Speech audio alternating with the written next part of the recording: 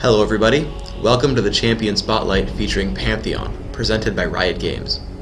In this video, I'll demonstrate the items, runes, and masteries that I use, as well as some fun tricks that Pantheon can pull off. Let's start with your pre-game build. Pantheon is actually quite frail and does not have strong escaping abilities, so I plan my runes, masteries, and summoner spells around this fact. I take Cleanse and Ghost as my summoner spells so that I can get in and out of battles fairly painlessly. I focus this build on doing as much damage with Heartseeker Strike as possible, thus I focus on physical damage and armor penetration and max Heartseeker as soon as possible. I use armor penetration marks, dodge seals, magic resist per level glyphs, and health quintessences. This allows me to deal more damage with my abilities while also being able to take a bit more punishment than my opponents expect. For masteries, I have 21 points in defense and 9 in offense. I take every damage reduction mastery I can in the defense tree, and then push down the offense tree with 1 point in armor penetration. With a Meki Pendant and 2 health potions, I have a pretty strong lane, even against Tristana. I use Spear Shot to last hit minions for now. Even though she's trying her hardest to harass me, I'm able to get the first 4 minion kills with minimal damage taken. If your opponent is playing aggressively, it's best to try to sit right next to your ranged minions. If you get attacked, they'll switch focus onto the enemy champion.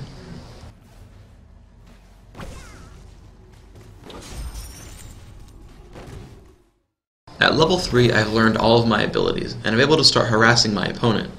As her minions start thinning out, I use Pantheon's standard 3-hit combo: Aegis of Zeonia, Heartseeker Strike, and Spear Shot. Because I haven't been casting anything but Spear Shot in lane, I have more than enough mana to run this combo twice. I harass her with Spear Shot until my leap comes back up again, and then force her to ghost and run away.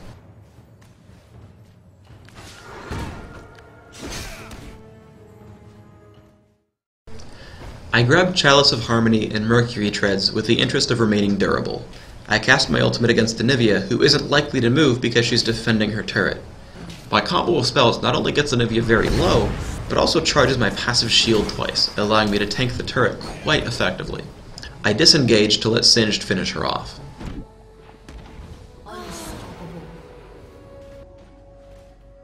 When I return to the lane, Evelynn initiates. I try to waste time and stun her as I wait for my team to show up.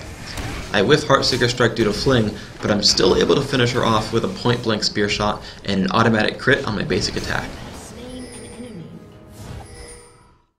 I start buying damage items and get ganked as soon as I pull back from pushing a tower. The most crucial thing here is I actually save Cleanse for Nasus' Wither. Dark Binding naturally timed out by the time the other champions showed up, so cleansing it would have been fairly useless. I end up using Ghost as well as I start getting afraid of Evelynn. I stay by the tower to help defend it and just kill time for my team. As soon as Evelynn leaves her friends, I leap to stun Morgana and then hit both her and Nasus with Heartseeker Strike. Evelynn comes back in late, and you can see just why I love my defensive masteries and runes. After grabbing Brutalizer, I farm some minions and manage to tag Nasus with the Heartseeker Strike. As Evelynn shows up, I have to play this battle extremely smart. Once Nasus casts his ultimate, I stun him, then position myself so that I can hit both Evelynn and Nasus with Heartseeker. I play defensively as I wait for my cooldowns. Evelynn stealths to initiate on me again. By maxing Heartseeker and grabbing Brutalizer, my spells cool quickly. Though I make a mistake in trying to cleanse the stun as opposed to the inevitable ignite, I do kill her and level up just in time to survive everything thanks to my defensive build pregame. Now I have Last Whisper and my team and I spot Morgana out of place. Realizing that my team will probably not be able to catch her, I use Ghost to get me into range for Aegis of Zeonia and an automatic critical strike for the kill. Yes, it's a kill steal, but my team should probably get on my level.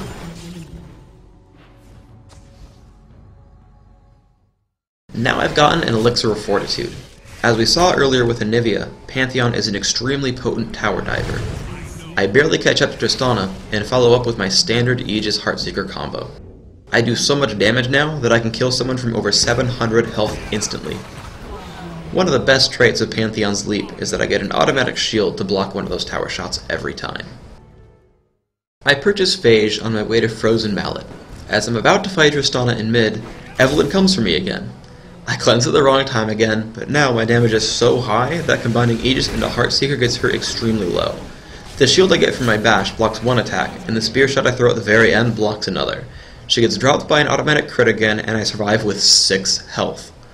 The defense talents were extremely useful, but the real hero here is the Elixir of Fortitude that I drank during the Tristana kill. This is the final, most intricate battle. If you're gonna take notes, do it here. I keep myself behind the tank, and when Evelyn wakes up on Singed, I blow her up with Aegis Heartseeker, also damaging Morgana severely. However, I can't chase down Morgana just yet, as my important spells are on cooldown now. I see an opening on Nasus and dive right into crit him to death as well. Now their team doesn't have enough damage to actually kill me, so I'm free to dive on Anivia. I could have ghosted after her once she flashed, but they surrender anyway.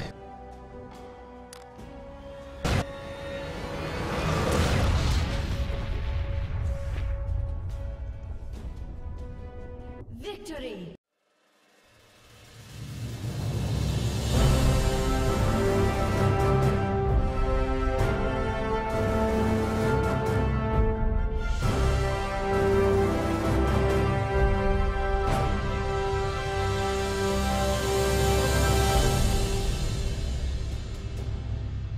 Thanks for tuning in to the Pantheon Spotlight.